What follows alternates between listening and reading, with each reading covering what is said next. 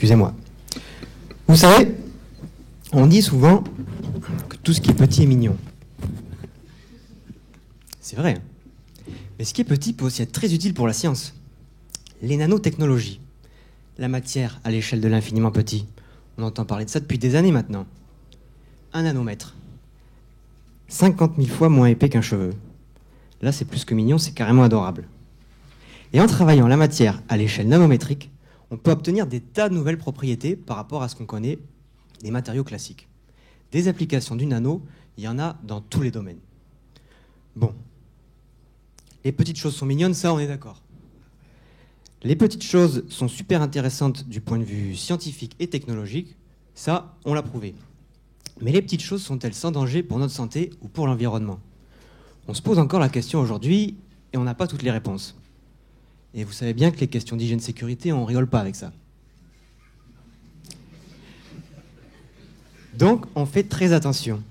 Dans les laboratoires où les gens sont exposés, dans les usines qui fabriquent les produits, mais il faut aussi penser aux consommateurs et à la nature. Profiter des bienfaits du nano en évitant de mettre en danger sa santé ou celle des autres.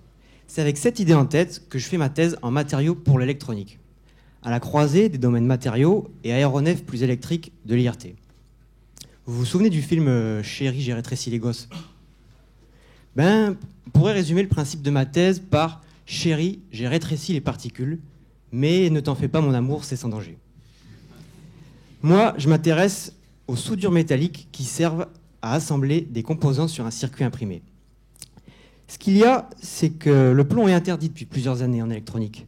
Et ça a perturbé pas mal de monde. Parce que le plomb, on aimait bien en utiliser. Et puis, des soudures sur des circuits imprimés, vous n'en voyez peut-être pas tous les jours. Pourtant, il y en a partout autour de vous. Dans votre téléphone ou votre ordinateur, dans votre cuisine ou votre salle de bain, dans votre voiture, votre avion ou votre satellite, si vous en avez un.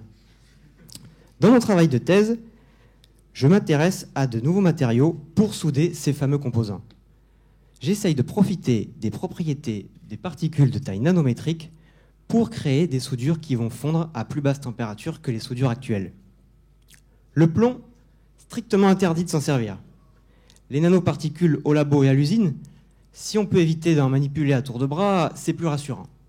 Voilà les défis qu'on me propose pour innover tout en respectant les nouvelles précautions sanitaires. L'idée sur laquelle je travaille, c'est d'utiliser un produit qui n'est pas nanométrique, mais qui, lorsqu'on le chauffe, se transforme en nanomatériau métallique qui va fondre à basse température. De cette manière, on profite des super propriétés des nanoparticules, sans risque sanitaire lié au nano pour la personne qui va manipuler le produit au début ou l'appareil électronique à la fin. Original, non? Donc vous voyez qu'en prenant un petit doctorant et des petites particules, on peut avoir de grandes idées, mais surtout beaucoup de boulot. Merci.